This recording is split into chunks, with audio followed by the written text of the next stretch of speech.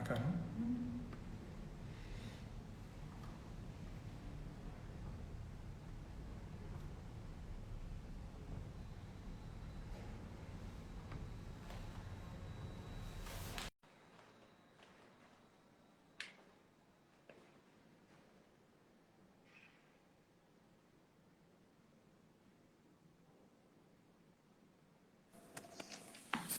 Emilio, querido, ¿cómo estás? ¿Qué haces, Samuel? Bien, un Buen gusto. día.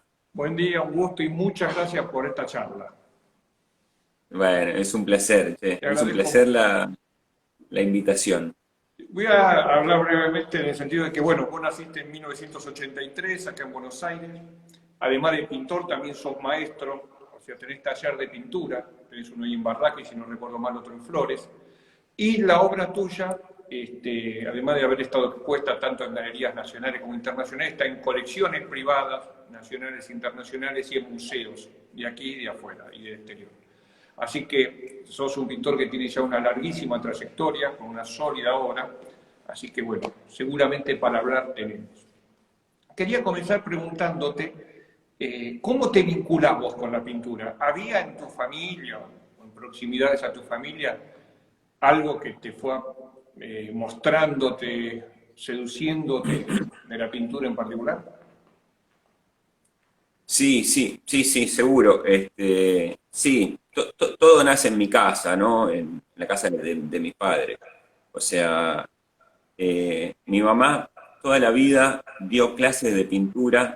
Nosotros vivíamos en La Tablada y ella en el barrio era la profesora de pintura. Venían todos los chicos de la cuadra y de los alrededores. O sea, mi vieja daba clase a chicos. Eh, y bueno, y con mi hermano íbamos a la escuela y volvíamos de la escuela. Mi papá estaba trabajando y mi mamá estaba trabajando dando clases. Así que nos sentaban en la mesa larga, lleno de chicos, y un poco hacíamos la tarea y un poco dibujábamos y pintábamos. Y Claro, pero sí, a la fuerza, ¿no? Porque un poco a la fuerza, porque había que hacer eso, no había mucho más, porque no y, había que joder, ¿viste? Había que dejar a mi mamá trabajar. y no había play para entretenerse. Y no estaba la play para No, entretenerse. no, y nos Y cuando, peleábamos con mi hermano, o por ejemplo mi hermano también se la pasó pintando y dibujando, pero bueno, pero a él no le picó el bichito, digamos. Y yo estaba fascinado. Así que sí, bueno, como todos los nenes, que todos los chicos pintan, yo también lo he hecho. Y bueno, y eso un poco me fue invadiendo. O sea, digamos que estuve en contacto de chico, como todos los chicos, pero como pasaba esto en mi casa, era un poco cotidiano, ¿viste? Estar pintando. ¿Y tu padre también tenía que ver con la pintura? No, no, no, ¿Y cuándo vos no, decidís tomar la decisión de decir, bueno, me voy a dedicar más a fondo, me voy a meter más en esto? ¿Cuándo se te hizo ese clic? Y bueno, un poco esto que te contaba, que es mi infancia, un poco en la adolescencia me alejé también, ¿no? Porque bueno, porque me dediqué Todos. a pelearme con el mundo. Y pero sí, quizás, mira, me pasó algo también, que un día fui con mi mamá, era chico, no sé, quizás tenía 12 años, y fuimos al Museo de Bellas Artes a pasear, ¿no? Y vi un cuadro de este pintor italiano de Morandi, de Giorgio Morandi. Porque claro, mi madre que daba clases en casa, era mucho como, era una enseñanza académica. Entonces era mucho de hacer trabajo de naturaleza muerta, ¿no? Todos los chicos hacían naturaleza muerta, por lo general. Sí, claro. Para Después aprender iban es muy haciendo otras cosas. importante. Sí. Y bueno, y yo mucho no me gustaba eso, pero bueno, pero lo hacía. Y vi un cuadro de Morandi, que es una, bueno, la obra de Morandi, casi los últimos Naturaleza muerta. años. Sí, naturaleza muerta. Pero con una sensibilidad, con un Maravilloso. silencio, con un clima, ¿viste? Con una atmósfera que yo no sabía que eso existía.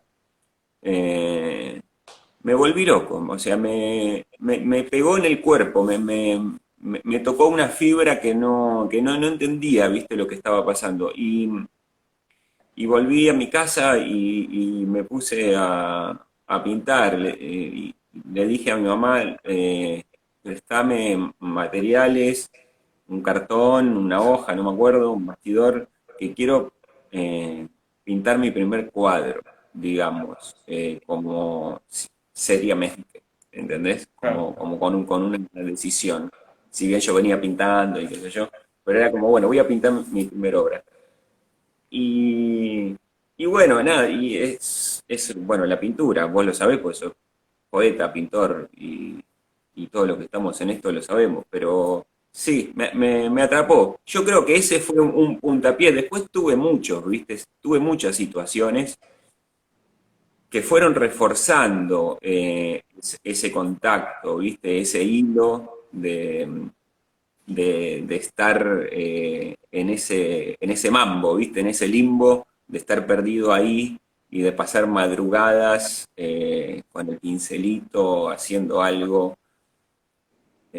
A la vez, paralelamente, que bueno, estaba cursando mi escuela secundaria, pero yo creo que ese fue un momento importante para mí, interno, ¿viste?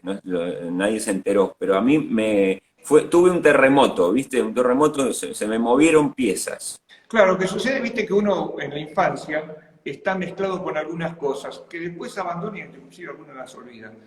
Pero en un momento de la vida, de determinada edad, que puede ser a los 12 años como en tu caso o a los 20, hay algo que ¡pac! Te vuelve a conectar con eso de la infancia, que es lo que uno deja perdido en algún rincón de la sensibilidad, del corazón, del alma, donde hay algún espacio, y se desata, ¿no? Como que yo, Morandi. Morandi es un tipo que uno después con los años se lo pone a estudiar, y cómo un hombre hace una obra con un tema, que son las naturalezas muertas, y con una sobriedad de colores, porque usa gamas de blanco, un grisecito, Tremendo. sí, pero te da una idea de dimensión, de profundidad, de eso que decía Cézanne del toque de marcarle, el pintor tiene que marcar la distancia que existe entre el ojo y el objeto real, ¿no? Y en realidad él Claro. modifica bastante la realidad de esas naturalezas muertas, ¿no? Además, Morandi lo que hace, bueno, muchos artistas, pero es como que hace una metáfora, porque, digamos, está hablando de otra cosa, ¿viste? O sea, si bien se la pasó pintando jarrones, pero está hablando de la soledad, de la intimidad, de la sensualidad, ¿viste? De un montón de cosas profundas del ser humano. Entonces, claro, creo que Cézanne también decía, ¿no? Sí. Que no Pero, es el tema, o sea, claro, no, pero no casi hay ni como grandes temas ni... Cézanne casi la contraposición de Morandi, porque Cézanne le daba mucha atención al color. Y Morandi no es tanto el color, ¿no? Es la línea, la profundidad con dos colores, tres, no se mete en más cosas, pero sin embargo se pasa toda su vida estudiando. Yo un poco me enteré de la vida de él, vivía con las hermanas, este, un tipo bastante solitario dentro de todo, que no hizo tampoco muchas muestras, y es alguien muy recuperado, si bien conocido cuando había, pero muy recuperado como gran pintor, que llega a tener una exposición, una retrospectiva en el Tate Gallery, ya muerto, por supuesto, Sí, mucho después, ¿no? Y yo creo que esa pintura de Morandi también creo que marca muchos de los trabajos tuyos, ¿no? Que si bien trabajás con el color, no es solamente blanco y negro, pero siempre hay un trabajo de sobriedad en lo tuyo, ¿no? Si bien, inclusive como dice Sábato, que vos lo marcas bien en tu página web, que él encuentra algo de universo trágico. Y al principio decía, ¿tendrá razón Sábato? Sí, creo que tiene razón Sábato. Que era un hombre que, si bien no me pareció nunca un gran pintor, pero sí un tipo muy culto y sabía mucho de pintura, ¿no? ¿Vos coincidís con eso que él encontraba en tu pintura ese universo trágico? Y mira, sí, a mí sí, sí, a mí me cuesta releerme y releer mi propia obra, ¿viste? Pero sí, yo creo que sí, porque a mí el mundo se me hace un poco trágico, ¿viste? El afuera, ¿viste? No, a mí nunca me gustó el funcionamiento del mundo, nunca me convenció, ¿viste? Hacia dónde apunta el mundo y la dinámica y el afuera, como que siempre eh, me hizo, hasta te diría que me hizo mal, ¿viste? Me acuerdo de chico, nunca pude ver la televisión, el noticiero, me hacía mal, lo veía todo muy problemático, muy trágico, ¿viste? Como estar en riesgo, ¿viste? Como una amenaza. Entonces, sí, yo creo que algo de eso en mi pintura hay, seguramente. O sea, honestamente lo siento, sí, lo siento interno, sí. Hay, hay tragedia como también hay la contraposición, ¿no? Eh, la celebración y el cariño, no sé, yo estoy muy enamorado de mi actividad. Sí. Pero sí, sí, hay elementos eh, trágicos, es un poco, digamos, ambiguo y metafórico, ¿no? Porque es trágico que puede ser la manera como depositas la pintura, ¿viste? ¿Cómo encontrás un elemento trágico en una obra? Es difícil, pero hay una concepción, ¿no? Algo que abarca mucho más de la imagen. Como un clima, digamos, ¿no? Como que la pintura logra salir del cuadro y genera un clima en el espectador, en quien lo está viendo, ¿no? Que creo que es la principal vinculación con algo que nos gusta del cuadro. O sea, uno cuando va dando vuelta por un museo y se para, qué sé yo voy al Museo del Prado y me paro frente al Greco, que es alguien que tengo una profunda admiración, y no me paro frente a otros tanto como, porque hay como una vinculación de sensibilidad, como que te generan un clima, que la pintura no es solo el color digamos la línea. Es un poco lo que decía Cézanne, ¿no? Uno lo que le vuelvo a él porque realmente es el maestro, porque él te decía que uno se vincula, los cuadros no se explican, uno tiene una vinculación de sensación, de emoción, y de ahí se lo explica, ¿no? O sea, si uno lee, una vez alguien me dijo que si él pensara todo lo que el crítico piensa que él hizo, no hubiese pesado hacerlo. Porque en realidad, ¿no? O sea, si yo a vos te digo, no, mira, tu pintura está con un universo trágico, porque tu pintura es esto, porque tu pintura es lo otro, y digo, bueno, me dedico a la carpintería, ¿viste? Ya tengo Sí, sí, bastante no, con los no, noticieros. no, no, seguro, no. A mí me interesa mucho siempre sí, la visión de los demás en este sentido, porque eh, es muy difícil cuando estás con las manos en la masa repensar y racionalizar lo que estás haciendo. Porque la pintura, bueno, como decía, te pega en el cuerpo también, ¿viste? Totalmente. Entonces, qué sé yo no conozco un pintor que sea más trágico que Rothko, por ejemplo. ¿Entendés? ¿Y dónde está la tragedia? O sea, pero entonces es como te rebota, ¿viste? Es como te rebota. Pero claro, uno, digamos que el pintor es el que genera ese resorte para que rebote, ¿no? Porque por ahí un poco siempre se habla, viste, de pintura decorativa, lo que no es decorativa. Yo creo que de alguna manera toda pintura tiene algo de decorativo, por eso gusta y alguien está dispuesto a colgarlo en un ambiente, ¿no? Pero tal vez no pensando que combina con los libros y el sillón. Lo cuelga porque le gusta y Claro. bueno, si combina, combina y si no, Dios dirá. Pero también la diferencia de esto que te decía de lo decorativo con una obra de arte es que la obra de arte te comunica algo más que el color. Uno cuando ve ciertos pintores que uno quiere, vos te das cuenta que hay un plus ahí, más allá de la virtuosidad, la capacidad pintórica, ¿no? Y eso creo que es el trabajo, que es lo que en poesía es la voz y que cualquier obra de arte es el estilo, ¿no? Creo que es trabajar, como decía también César otra vez, trabajar sobre tu visión. Claro, claro, porque en definitiva un cuadro o un poema o una obra, lo que sea, es como, es una anécdota, o sea, hay un quilombo mucho más grande atrás de eso. Eso Mucho. Eh, claro, entonces, bueno, es el resultado muy chiquitito de algo, de una concepción, de una mirada, de una manera de ver y de sentir el mundo, ¿no? Claro, por ahí eso se refleja mucho en las series, en los pintores, ¿no? Que vos te das cuenta que es un quilombo que no termina hasta que en un momento, bueno, pasás a otra serie, y sentís agotado eso y decís, bueno, ahora voy a... Yo creo que hasta los pintores geométricos que parecen más racionales se comunican con una emoción, ¿no? Que si uno ve la pintura Estoy, geométrica de Carmelo Arrequín, por ejemplo, y vos te comunicás y la pucha. Hay algo más que líneas y colores y la línea bien puesta y el círculo acomodado. Siempre hay algo más, ¿no? Y uno creo que uno con el ojo busca ese plus, que es lo que se engancha, se tira. sí, También con el cuerpo el espectador, ¿no? claro, es que te iba a decir justamente eso, con el ojo y con el cuerpo, porque no es solamente visual. Eh, eh, es, es mucho más grande. La pintura, bueno, es una actividad milenaria, ¿no? Entonces, em, habla de... Es el, digamos, un artista, qué es un artista? Es el que, el que cuenta la historia de una tribu, ¿no? Está, no sé, el que entierra el sepulturero, el cazador, y hay alguien que cuenta la historia de esa tribu, de ese pueblo.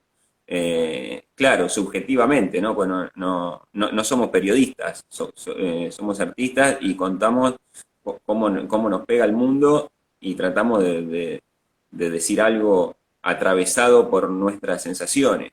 Claro, como que el pintor, digamos, cuenta su parte del mundo, ¿no?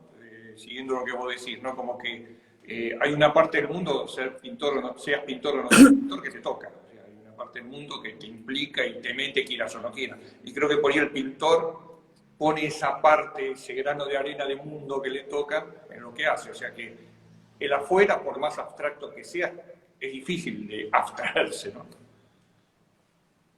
Claro, sí, sí, yo no tengo dudas que los pintores geométricos también estoy convencido que, o sea, viste, uno puede decir que despojado, ¿no? Que está conectado con algo mucho más que, que no es tan mundano, ¿no? Pero es una representación de algo, hay mucha sensualidad con la materia, ¿no? En un pintor abstracto, en un pintor geométrico. Eh, entonces, sí, y es que la pintura es, bueno, vos lo sabés, Samuel, porque sos pintor, pero eh, es inabarcable, ¿viste? Es inabordable. Eh, o sea, no nos da la vida para terminar de meternos. No. Inclusive con los pintores que nos gusta, cada vez que nos metemos en ellos descubrimos otra cosa que nos sirve, ¿no? Y lo hemos visto tantas veces, nos hemos metido tantas veces y hemos leído tantas cosas sobre esos pintores que nos gustan.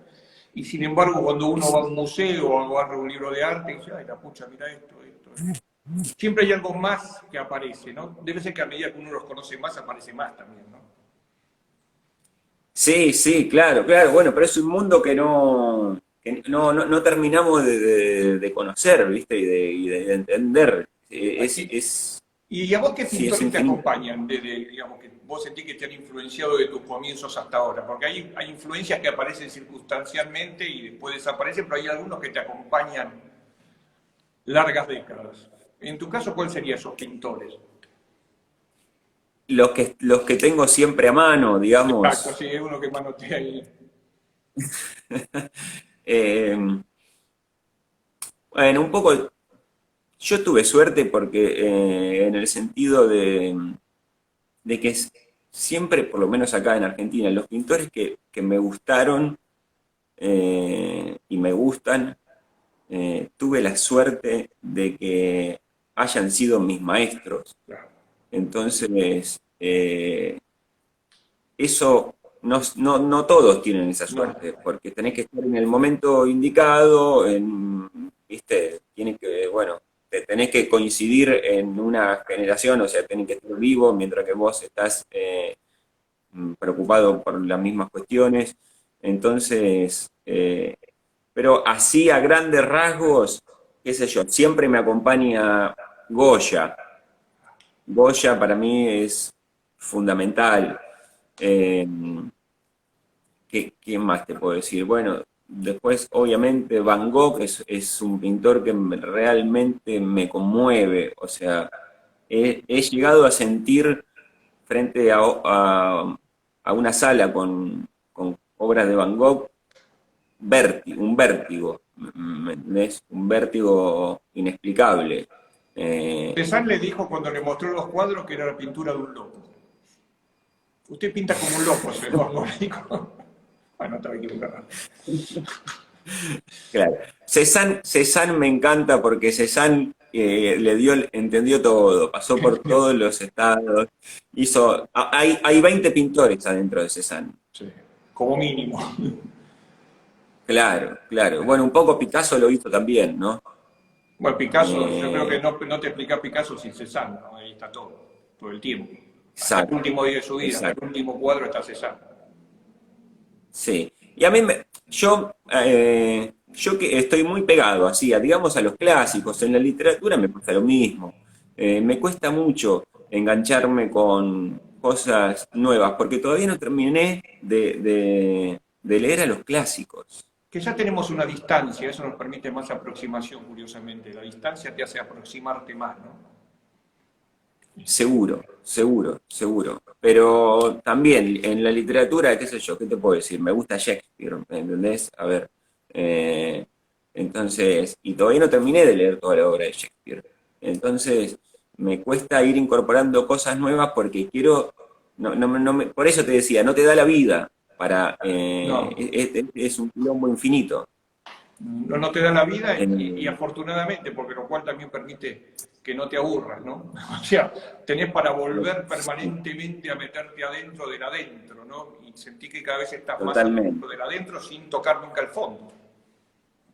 Los impresionistas, claro que me gustan mucho, pero bueno, también así como me gustan los impresionistas, me gusta, qué sé yo, no sé, te diría el accionismo vienés, eh, Sí, son escuelas que el aportan. fauvismo me encanta, sí, sí, bueno, los estadounidenses también me encantan, eh, digo, la parte El de Action Painting, toda la. esa época. Exactamente, sí, me interesa la polenta, viste, el descarrilamiento que tuvieron, viste, esa euforia, ese volcán así incontrolable, ¿no? Que en la poesía es la generación beat, de alguna manera. Eh, sí, sí, me encantan. Bueno, pero lo que pasa es que a mí me gusta la pintura en sí, Samuel, ¿me entendés? Entonces es muy difícil digamos, que alguien que hizo las cosas bien no me guste. ¿Me entendés? Y tengo una actitud quizás un poco de esponja, o sea, de todos puedo aprender algo. Viste que ahora con este tema de la pandemia se ha planteado mucho el tema del arte, sí, el tema de la sanación. Vos citás en una ocasión a Alejandro Jodorowsky, donde él plantea el arte como una sanación. Y siempre estuvo en discusión, hay algunos que consideran que no, que el arte por ahí te plantea más vincularte con tu enfermedad que con la salud, ¿no? Pero con esto de la pandemia, ¿vos creés que ha servido como sanación? Por ejemplo, en tu caso, ¿vos creés que, más allá de esto, que no vincularte con los amigos, y socialmente, de hecho vos das talleres que seguramente habrás tenido que suspender, por lo menos en la primera época, ese Sí. aislamiento forzoso, no partiendo de uno mismo, forzoso, ¿sentís que de alguna manera te sanó? ¿Cómo te vinculaste con eso? Mira, te diría que no estoy tan de acuerdo, por lo menos en mi caso. Si bien, claro, sacando la parte social de la familia y los amigos, y los colegas y los encuentros, este, no sé si todos los artistas, pero yo puedo hablar de mí, yo vivo en un aislamiento. Claro, eso. Eh, Es inevitable, entonces, sí, sí, o sea, claro, estoy más preocupado que antes porque están pasando cosas más grosso. muy delicadas y horribles, ¿no? Y gente obviamente sufriendo y muriendo. Eh, y bueno, y los problemas económicos que todo esto trae. Bueno, nada, el quilombo que ya sabemos, que es, te ocupa una parte en el cerebro de estar asustado y preocupado, pero en la dinámica cotidiana, yo vivo encerrado desde antes de la pandemia. Este, o sea, me muevo en una libertad, pero que esa libertad está basada en una rutina muy, muy estricta, ¿viste? O sea, vengo a mi taller a la mañana muy temprano y termino a la noche muy tarde. Y yo trabajo solo, no tengo asistentes, no trabajo literalmente solo. Y no sé, por ejemplo, ayer vine a las 6 de la mañana y acá a esta hora estoy en mi taller de barracas y todavía no me fui. O sea, eh, estuve toda la madrugada No, no, se entiende. pintando y O sea, o entonces, sea, la capacidad de trabajo, de aislarte, yo estoy de acuerdo con vos, o sea, para el artista, ya sea no solo pintor, no sé, por ahí gente de cine, de teatro, es otra historia porque trabaja más en equipo, pero el tema de la literatura, por ejemplo, o la pintura que estamos charlando ahora, son trabajos infinitamente solitarios donde comenzás y solo dirás cuándo terminas, puedes estar horas y días, meses, y metido en una serie en el caso de la pintura, o metido a veces en un solo cuadro en el caso de la pintura, ¿no? sí, claro, No necesariamente que uno se pone a pintar 6 cuadros por día, que lamentablemente no sucede muchas veces, pero sí por ahí queda trabado, cuadros que se traban, ¿no? Giacometti recomendaba no abandonar nada, ponerlo a un costado y bueno, dice, hay un momento que como cualquier relación se quiebra el diálogo, dice. Y no por eso uno se pelea con un amigo, ¿no? Lo llama menos al amigo hasta que, bueno, la cosa se calma y vuelves a retomar el diálogo. De hecho, Cézanne murió con cientos de cuadros sin terminar, desde el punto de vista de él. Por supuesto, la pintura dice eso, ¿cuánto más podía haber, no? claro. Está más que terminado Cézanne de vivía en paz. Pero yo creo que es eso, ¿no? Que asumir que el arte, por lo menos la pintura, la literatura, son actividades muy solitarias, ¿no? Muy solitarias, y que Muy necesitas solitario. esa concentración, o sea, podés escuchar música, bueno, hay gente que se incentiva con la música, pero muy solitarias, el cuerpo necesita mucha soledad para meterse en lo que va a hacer.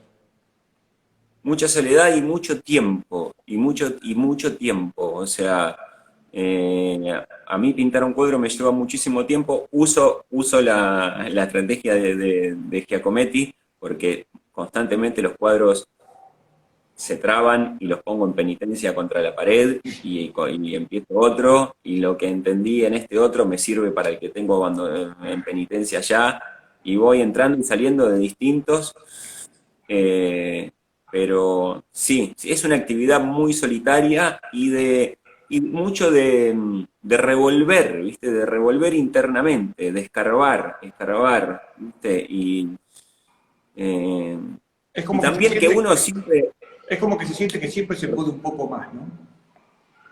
que siempre se puede un poco más y también a la vez siempre estás pintando el mismo cuadro. O Sí, sea, a ver, en el sentido digo, porque no sé, qué sé yo, Kafka siempre escribió sobre lo mismo, eh, ¿no? sí, sí. Dostoyevsky siempre escribió sobre lo mismo, entonces encarado de una manera, de otra, con otra historia, pero hay como una obsesión, ¿viste? Hay una raíz en todo eso que siempre respondés a eso. A veces lo encarás más así, más asá, pero digo, Es lo que uno siempre comenzó, responde cuando a... comenzamos a hablar, lo exterior cómo nos influencia, o sea, los temas son siempre lo mismo, lo que pasa es que en distintas décadas nuestras, esa vinculación con el amor, la muerte, la vida, las frustraciones, los fracasos, la desilusión, la desdicha, la alegría también, tiene otro cariz a medida que uno va pasando los años y eso creo que se refleja en los colores, en la línea, desde dónde vas a partir. Uno, qué sé yo, cuando comienza, que es más joven, eh, hasta, bueno, entre comillas, siente que es más fácil, ¿no? Porque también hay toda una energía que no quiere o no puede o no entiende para explicarse mucho, avanza, avanza, avanza, avanza, avanza. Sí, Pero a medida que te volvés, entre comillas, más profesional, ya no te conformas tan rápido con las cosas, ¿no? Y ahí comienza otro trabajo. Claro, sí, sí, que es estar, yo siempre le digo a mis alumnos, a la gente que viene a mi taller, eh, hay, hay que meterse, pero mucho, o sea, ¿por qué? Porque eh, tenemos que tener un compromiso muy enorme en todo esto, pero a la vez, cuando ese compromiso te abruma, tenés que entender que también estamos jugando, que esto tiene una parte, un porcentaje enorme de lúdico, donde tenemos que jugar, porque si no jugamos, ¿viste? Digo lo lúdico en el sentido de la experimentación, ¿no? Entonces, hay como una balanza en el sentido, y si te la pasás jugando, te la pasás boludeando, vas a perder compromiso. Entonces, Ah, digo, teniendo ese equilibrio, ¿no? Y esas dos grandes conceptos y actitudes que eso para mí te sirve mucho en meterte dentro y poder lograr una expresión, ¿viste? Decir lo tuyo, eso, tener voz, entender cuál es tu voz. ah. Y Eh, que es un poco también de entender que el arte, que es juego, pero también es una manera de estar jugando, pero parado en el mundo con una determinada visión del mundo. Y desde esa visión Totalmente, trabajar, ¿no? Y por eso que está muy bien que marcas vos del tema del compromiso. Es un juego que compromete. total, totalmente. Por Sí, ejemplo, sí, sí, o sea, es muy serio lo que estamos haciendo y a la vez no, o sea, porque no pasa nada. Pero bueno, esto tienen los grandes artistas, que ellos cuando ves una película de terror, ¿viste? De repente tenés sensación, o estás leyendo, no sé, a Lamborghini, ¿no? Estás leyendo, no sé, un cuento de Lamborghini y de repente decís, no, ¿por qué estoy leyendo esto que me está haciendo mal? ¿No? Te genera sensaciones, es claro, no quiero leer más esto, pero seguís porque entendés que ahí hay algo. hay algo, exacto. Entonces, claro, Y bueno, algo que te eso es golpeó por porque, eso, ¿no? claro, bueno, ahí es donde vos te das cuenta que el artista está metido, está comprometido y que además jugó y pudo en levantar el tono de voz, ¿viste? Y decir lo propio. Claro, por ejemplo, vos que das clases de pintura, ¿no? Y tenés talleres importantes porque tenés muchos alumnos. Este, por ejemplo, en literatura están los talleres literarios, ¿no? Que bien sabemos. Pero si algo se sabe en literatura es que nadie te enseña a escribir. O sea, es una cosa que te sucede o no te sucede saber escribir Sí, o aprender a escribir. Es algo que, como que venimos arrastrando esta charla de la pintura, también sucede en la literatura. Es como vos te vinculás en el nivel de compromiso que estás dispuesto a trabajar. Pero en literatura vos no le podés enseñar a escribir, pero sí le podés enseñar lecturas que lo acompañen para ese aprender a escribir de él o de ella, ¿no? Y en exactamente. pintura, ¿cómo sería? En ¿Cómo lograrías? pintura, Porque tampoco creo que puedas enseñarle hoy, mira, yo te voy a enseñar el talento, cómo vas a tener talento, ¿no? Es algo que uno viene con eso, ¿no? claro, es que en realidad el arte no se puede enseñar. O sea, vos lo que podés hacer es aprender, pero enseñar es muy difícil. Eh, porque ¿cómo te enseñan a pintar? A mí nadie me enseñó a pintar. Eh, o sea, y tuve de los mejores maestros, pero viste, o sea, ¿por qué? Porque pintar no es una manualidad tampoco, viste, no Claro. es como agarras el pincel y cómo depositas la pintura. No es una actividad Es de lo que práctica. venimos hablando. Entonces, sí, yo en mi taller me baso mucho, me la paso recomendando, mira esto, tené cuidado con esto, fíjate acá, esto que estás haciendo tiene relación con fulano de tal, con Mengano, esto lo hicieron así, ¿por qué? Digo, en la historia, ¿no? Y para entender qué estamos haciendo hoy en el mundo 2021, digo, o sea, y empezar, no para encasillarse, pero sí para empezar a entender con qué tiene que ver lo que estás haciendo. Entonces, claro, yo no enseño a pintar ¿por qué? Porque pues, desde la manualidad, sino desde la concepción, tratar de, bueno, de entender que como esto está basado en la subjetividad, cada uno tiene lo suyo para decir, ya simplemente porque somos seres vivos irrepetibles. Nunca va a haber nadie igual que nosotros, nunca hubo en la historia de la humanidad nadie igual que nosotros. O sea, entonces ya tenés algo ganado en ese sentido. O sea, sería Simplemente un lo que hay que poco, hacer sería un poco como comenzamos en la charla, que, bueno, en una parte de la charla donde hablabas vos del compromiso, enseñarle a comprometerse con lo que está haciendo, ¿no? exacto. Si lo entiende para pasar el tiempo o si lo entiende como una forma de vida. Son dos lecturas diferentes que te hacen arribar a dos puntos diferentes, ¿no? Sí, totalmente, totalmente. Es que aprender a pintar se aprende pintando. O sea, no hay muchas opciones. Esto, no sé, es como andar en bicicleta, ¿viste? Te enseñan cómo se hace, te subís a la bicicleta y te caes. Porque no, pues, o sea, no, por más que te lo expliquen y te leas tratados así de cómo Y te se agarran el hace, cuando vas asiento, a... te caes igual con el asiento y todo, cuando te lo agarran, yo me acuerdo que me Claro, pillaban, te entonces es caes. ensuciarte las manos y embarrarte digo, no, yo por lo menos no conozco otra manera. Ah. Y así me han enseñado a mí también. Bacon se sentía muy orgulloso, que yo le creo relativamente, porque los artistas son un poquito los pescadores, ¿no? Que mienten un poquito. Viste que vos agarrás a un laquito y decís, yo a los 8 años leía Kafka, ¿viste? Sí, sí, sí. Yo esas cosas no me las creo. Pero Bacon decía que él nunca había aprendido de nadie, por eso nadie había logrado arruinarlo. Después, bueno, Por eso nadie, ¿cómo? nadie logró arruinarlo porque él nunca aprendió pintura. Él es autodidacta, dice que no aconseja que nadie. Después uno comienza a ver un poco su vida y él tuvo una pareja que fue un crítico de arte, que pintaba, no bien, pero pintaba y seguramente de ahí habrá bebido algo. Pero digamos que siempre, de todas maneras, con esta anécdota simpática de Bacon, es descubrir tu paleta, tu manera, porque la paleta es la manera que vas a estar parado en lo que querés decir, ¿no? Claro, y bueno, Es el la piso. paleta, reconocemos los pintores por los colores.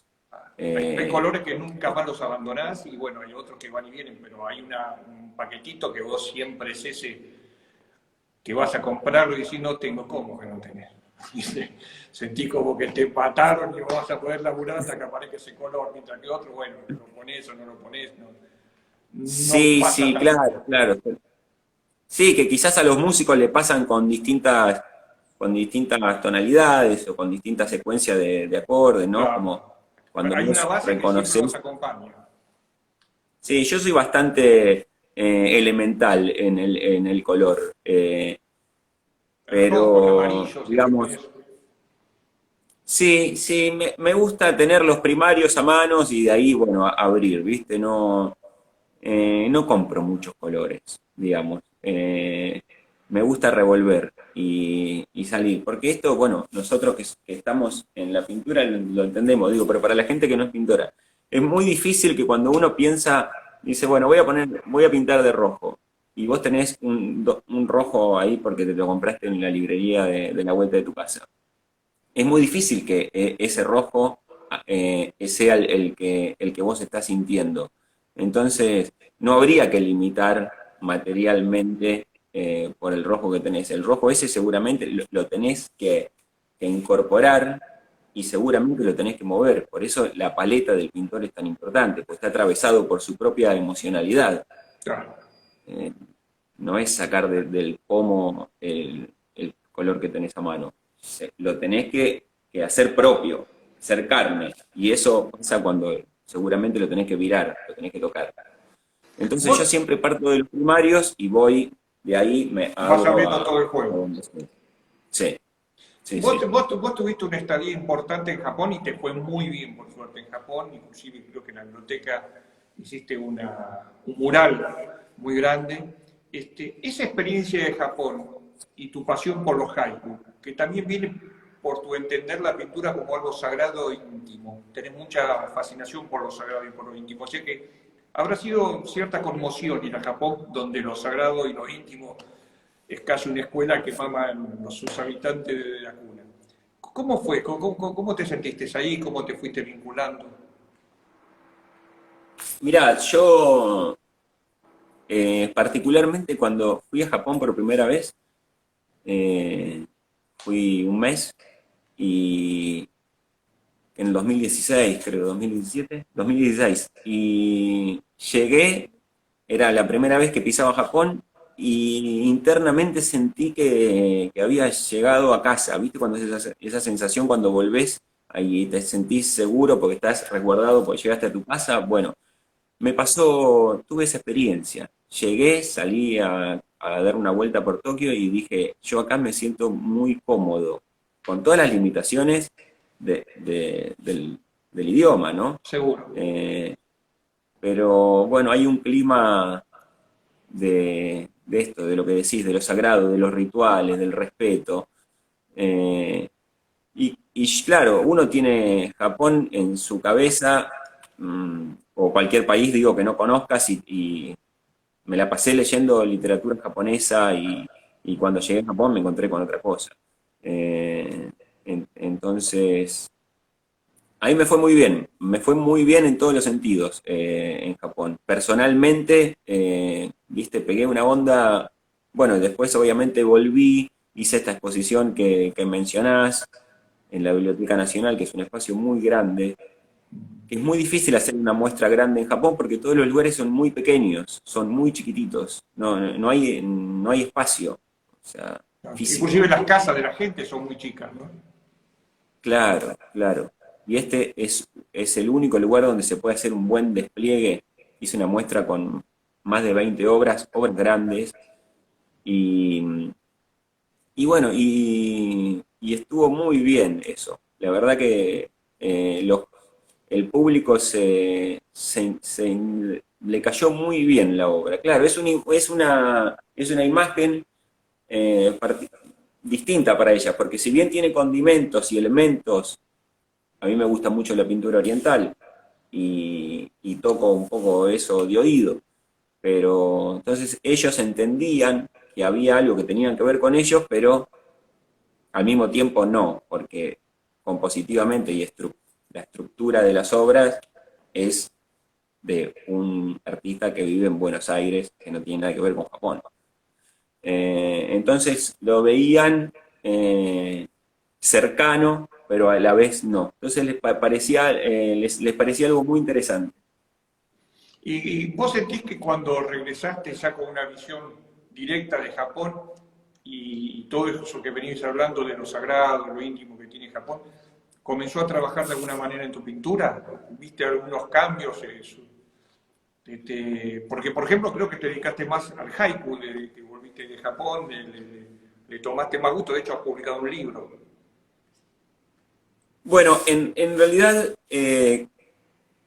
estaba terminando mi libro de haikus de escribirlo cuando fui a Japón, con lo cual ya venía hinchando con los haikus Pensá que el libro que yo publiqué es un libro que lo escribí durante 7 años. El libro se llama Siete y también esto, ¿no? De la disciplina y del ritual y de la ceremonia, me autoinventé una disciplina donde todos los jueves escribía un haiku. Lo hice durante 7 años y eso es el libro. Y cuando fui en el 2018 a hacer esta exposición en Japón, yo el libro lo empecé a escribir en el 2012, con lo cual en el 2019 terminé de escribirlo. O sea, ya tenía el 90% del libro escrito. El libro escrito, a ver, yo empecé a escribir haikus sin saber que iba a terminar En un siendo un libro. libro, ¿no? Claro, claro, claro. Bueno, como todo, yo pinto un cuadro y no estoy pensando en una exposición. Vi lucha de vida o muerte con la obra. Después todo eso, si va a parar a una exposición o va a parar a un Hay museo muchos o cuadros a que la no los casa vas a de exponer alguien, nunca, tal vez. claro, eso no se sabe y tampoco me preocupo mucho por eso. Es como un estorbo, ¿viste? En el medio de una pelea a lucha-muerte, ponerte a pensar en qué vas a hacer con eso, es un pensamiento que interfiere y molesta en una actividad justamente que es tan sagrada y noble, ¿no? Vos cuando comenzás a encarar tu obra, viste que hay pintores que arrancan de dibujo, después, yo qué sé, yo arranco bastante el dibujo, después no le doy mucha importancia al dibujo y lo pinto encima, pero digamos, como guía, arrancás de dibujos, de líneas, porque vos, te pregunto esto, porque vos sos de hacer diarios, cuadernos, donde escribís y anotás, ¿eso te sirve también para el trabajo en tu obra? Yo creo que sí, Samuel.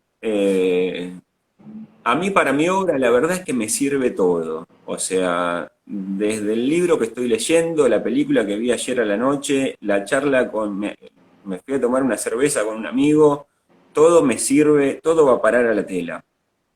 Eh, Después, específicamente, técnicamente, como empiezo, hace poco tiempo estoy haciendo mis propios pinceles con Ah, mira. plumas. Sí, voy juntando plumas, amigos, conocidos, alumnos me acercan plumas que también juntan para mí, porque saben que estoy en esto, y genero mis propios pinceles y empiezo con eso. El pincel de pluma, viste, es una cosa, no sé, te da una pincelada muy rota y, y bueno, y muy particular. Y empiezo manchando con esas plumas como si fuese el hombre de la caverna. eh, y bueno, y ahí empiezo a ver qué hay, ¿no? Claro, Empiezo a tirar de la punta del ovillo. hay oficios que se generan sus propias herramientas, ¿no? Así que, Exacto, exacto. Bueno, eso lo aprendí mucho de uno de mis maestros, vos lo conocés mucho, que es Noé, ¿no? Que es Yuyo Noé.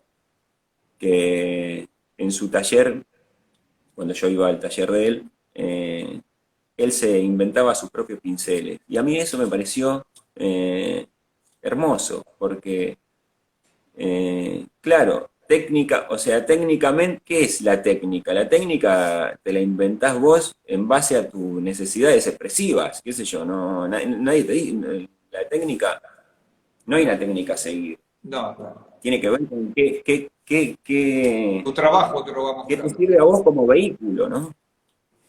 ¿Sabes qué me gustaría para cerrar esto, Emilio? Que te agradezco enormemente, vos sin estudio y yo te agradezco enormemente la amistad que nos das ofreciéndome esta conversación, que espero te haya gustado, yo la disfruté mucho.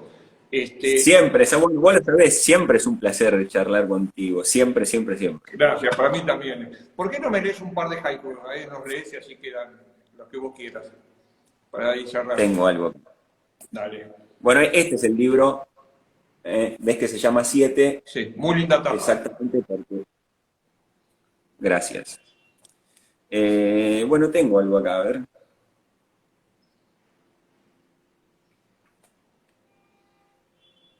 Por ejemplo, bueno, el haiku, para el que no está tan empapado del tema, es un poema corto, con una estructura particular. Tradicionalmente es un poema, o sea, que nació en Japón y tiene tres versos.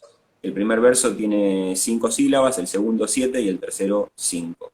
Dentro de esa estructura te podés mover, que al principio puede parecerme bastante limitante, pero una vez que uno sabe nadar Claro. ahí es muy liberador, Sí, sí, sí. es muy liberador. Y hasta te contiene, ¿no? Porque ya Exacto. la misma. Bueno, leo uno. Este se lo escribí para mi hija. Quiero ser árbol, cuidarte con mi sombra, tú mi semilla. Otro. El día pasa jugando al ajedrez, pasa la vida. Este es un haiku que yo en la casa de Ernesto Sábato lo venía a visitar mucho Saramago. Ellos eran muy amigos. Cuando venía Saramago que se instalaba en la casa de Ernesto, Ernesto se iba a dormir y yo me quedaba con él jugando todas las madrugadas al ajedrez. Jugábamos campeonatos de ajedrez infinitos. Y ese haiku es por eso. Leo uno más, dos más. Dale. Sigo inquieto como el mismo río. ¿Debo resistir? Otro, el último. Sí, amanece. Comienza un día más, un día menos. Te Y agradezco bueno, y el mucho, libro entrañable. Ah, está es todo. un libro que está escrito a mano y tiene tachaduras y dibujos, etcétera. Emilio, te mando un abrazo enorme, enorme. Te agradezco mucho esta charla acá para Bocini Estudio. Te mando un abrazo enorme y te agradezco mucho esto. ¿Eh? Y seguimos siempre en la Igualmente, amistad y Samuel. seguimos viéndonos. Exactamente. Cuando Muchas termine todo gracias. esto, Un caeré placer. por el Barracas, ahí por el Central Park. Acá te espero, amigo. Gracias, hermano. Adiós. Un abrazo enorme. Gracias. Clarín.